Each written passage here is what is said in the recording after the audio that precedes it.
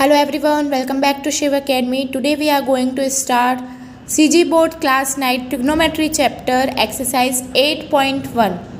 And here our first question is, if a right angle triangle ABC, angle B is a right angle, then find the value of sin A, cos C and tan A. Given AC equals to 5, AB equals to 3, BC equals to 4 and so on.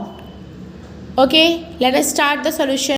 Question का first part हम start करते हैं जहाँ दिया हुआ है A C equals to 5, A C equals to 5, A B equals to 3, ये रहा A B equals to 3 and B C equals to 4, तो ये बी सी इक्वल्स टू 4।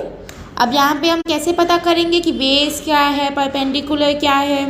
तो आपको पता है कि जिस भी एंगल को फाइंड करना है, एंगल के जस्ट सामने वाला परपेंडिकुलर होता है, ठीक है। तो हमें सबसे पहले देखो क्या फाइंड करना है, साइन ए। तो साइन ए, अब कौन से एंगल को फाइंड करना है हमें? ए।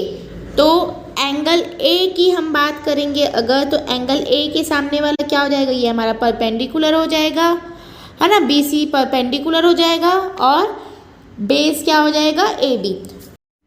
बेसिक ट्रिग्नोमेट्री के वीडियो में मैंने बताया है कि साइन थीटा क्या होता है, परपेंडिकुलर अपॉन हाइपोटेनस होता है। तो यहाँ पे अभी हमने जाना कि परपेंडिकुलर क्या है, बी सी है, तो हम यहाँ पे लिख लेंगे इक्वल्स टू बी सी, और ए बी बेस एंड ए सी क्या है, हाइपोटेनस है। तो यहाँ पे हम हाइपोटेनस में लिखेंगे ए सी, ठीक है। तो इक्वल्स टू में क्या आ जाएगा, बी सी की वैल्यू क्या है, यहाँ पे 4 है, हमने 4 लिख लिया, अपॉन ए सी की वैल्यू क्या है, यहाँ पे 5 है, तो 4/5। तो हमने क्या फाइंड किया कि साइन ए इक्वल्स टू 4/5। अब नेक्स्ट हमें क्या फाइंड आउट करना है, कॉस सी। तो कॉस सी, बेसिक ट्रिग्नोमेट्री के वीडियो से हम ये जानते हैं कि कॉस की वैल्यू हो जाती है बेस अपॉन हाइपोटेनियस, ठीक है। और यहाँ पे कौन सा एंगल है, सी, एंगल सी। अगर हम एंगल सी की बात करें तो परपेंडिकुलर ए बी हो जाएगा और बेस क्या हो जाएगा, बी सी, और हाइपोटेनियस ए सी, ठीक है। तो अगर कॉस सी की बात करें हम तो क्या हो जाएगा, बेस क्या है हमारा यहाँ पे, बी सी, है ना।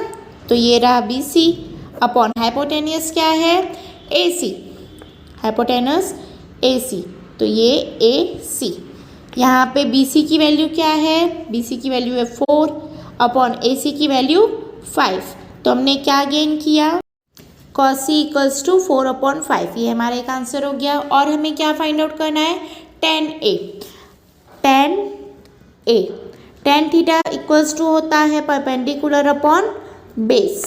अब एंगल ए की हम बात कर रहे हैं, तो फिर से हम डायग्राम में देखेंगे एंगल ए, एंगल के सामने वाला perpendicular, it means B C, perpendicular यहाँ पे क्या हो जाएगा, बी सी, और एंगल जहाँ पे होता है वो लाइन हो जाती है बेस, तो ये हो जाएगा ए बी, बेस क्या हो जाएगा, ए बी।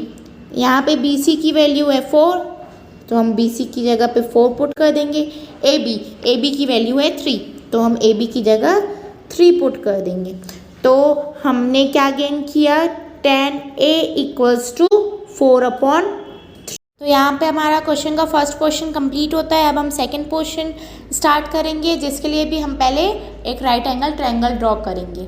अब हमें क्वेश्चन नंबर फर्स्ट के सेकेंड क्वेश्चन के लिए भी सेम वैल्यू फाइंड आउट करनी है, sine A, cos C and tan A की वैल्यू फाइंड आउट करनी है। बट यहाँ पे A B equals to 12, B C equals to 5 और A C equals to 13 put किया गया। ये ट्रिग्नोमेट्री का क्वेश्चन है, तो मैंने यहाँ पे भी एक राइट एंगल ट्रायंगल ड्रॉ कर लिया है, नेमिंग दे दी है इसको A B C and values भी पुट कर ली है। अब इसमें भी हम साइन ए की वैल्यू फाइंड आउट करेंगे। साइन की वैल्यू होती है P upon H, perpendicular upon hypotenuse. तो यहाँ पे परपेंडिकुलर क्या होगा, जैसे कि यहाँ पे एंगल ए की बात हो रही है, तो अगर हम एंगल ए की बात करते हैं तो ये हो जाएगा बेस, और उसके जस्ट सामने एंगल के सामने बी सी क्या हो जाएगा हमारा, परपेंडिकुलर, और हाइपोटेनस क्या हो जाएगा, ए सी। अब यहाँ पे बी सी की वैल्यू हमारे पास 5 दी हुई है तो हमने 5 पुट कर लिया।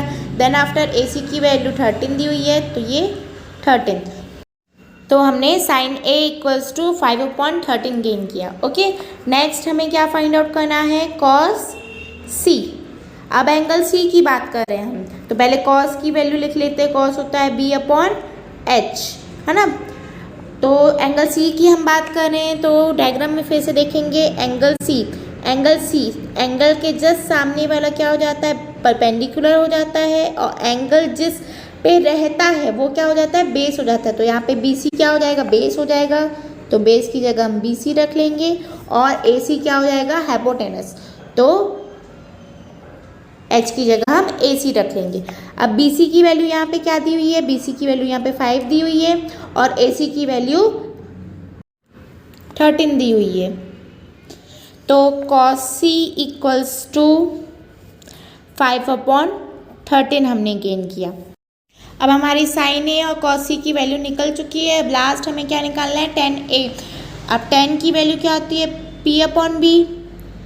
एंगल ए की बात हो रही है तो फिर से हम डायग्राम में देखेंगे। एंगल ए के लिए परपेंडिकुलर क्या हो जाएगा, BC, तो परपेंडिकुलर की जगह हम रखेंगे BC। बेस यहाँ पे क्या हो जाएगा, जहाँ पे हमारा एंगल है तो ये हो जाएगा AB, और यहाँ पे BC की वैल्यू दी हुई है 5 और AB की वैल्यू दी हुई है 12। तो हमारा आंसर आता है tan A इक्वल्स टू 5/12। तो हमने यहाँ पे हमारे क्वेश्चन का सेकंड पोर्शन कंप्लीट कर लिया है। अब हम थर्ड पोर्शन स्टार्ट करेंगे, जिसके लिए भी हम पहले एक राइट एंगल ट्रायंगल ड्रॉ करेंगे। अब हम क्वेश्चन का थर्ड पोर्शन स्टार्ट कर रहे हैं, जिसके लिए भी मैंने यहाँ पे डायग्राम ड्रॉ कर लिया है, जहाँ पे मैंने नेमिंग भी कर ली है और according to the question values भी पुट कर ली है। तो यहाँ पे भी हमें साइन ए फाइंड करना है।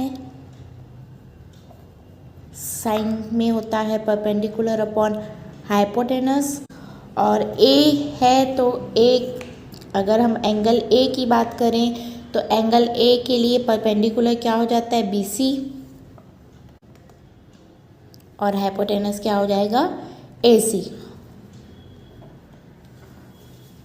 इक्वल्स टू BC की वैल्यू यहाँ पे है 12 एंड AC की वैल्यू है 13। So sine A equals to 12/13। Now we have to find cos C। cos C equals to क्या हो जाएगा, बेस अपॉन हाइपोटेनस, B/H।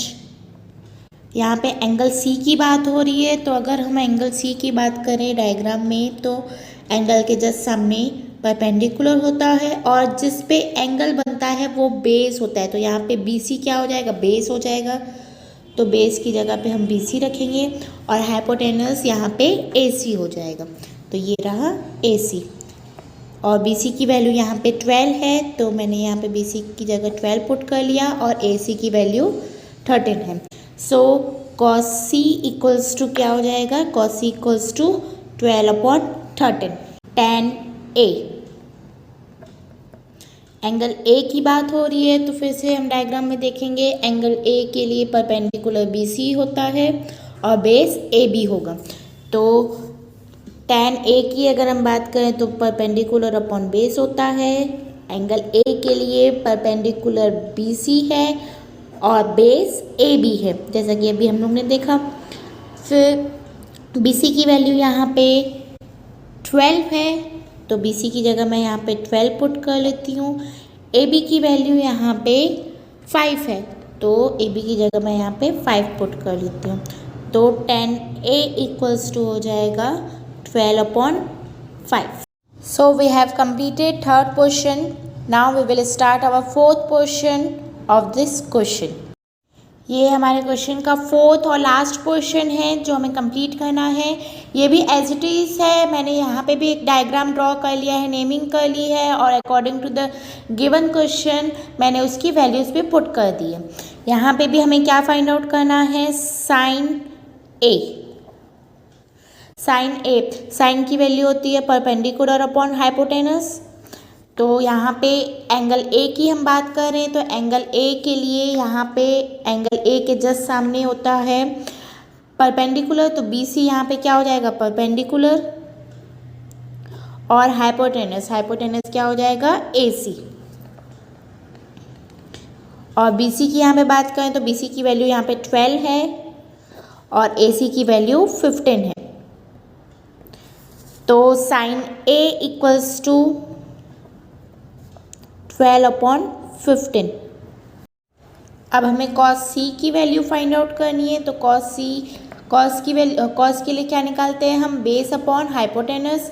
यहाँ पे एंगल सी की बात हो रही है, तो अगर हम एंगल सी में डायग्राम में देखेंगे कि एंगल सी के जस्ट सामने वाला क्या हो जाएगा, परपेंडिकुलर हो जाएगा, तो ए बी यहाँ पे परपेंडिकुलर है और बी सी यहाँ पे बेस है जहाँ पे एंगल बना हुआ है, तो बी सी बेस की जगह पे हम क्या रख लेंगे, बी सी अपॉन हाइपोटेनस यहाँ पे क्या है, A C.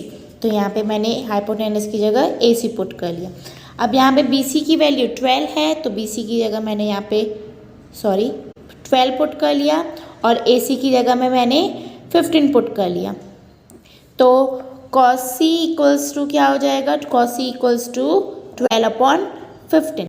Now at the last हमें क्या फाइंड करना है, tan a, tan के लिए परपेंडिकुलर अपॉन बेस।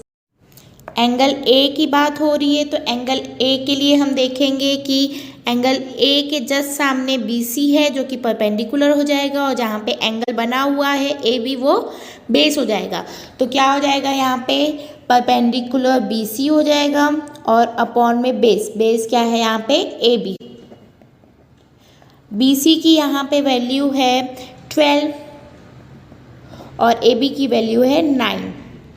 तो tan a equals to 12/9. So we have completed all 4 portion of our question, and here we have completed this exercise 8.1 of class 9 CG board. इस questions को solve करने के लिए आपको trigonometry की बेसिक नॉलेज की भी नीड होगी, जो कि मैंने एक वीडियो बनाया था बेसिक ट्रिग्नोमेट्री का, उसकी लिंक मैंने डिस्क्रिप्शन में अपलोड की है, तो आप उसे भी ज़रूर देखेंगे।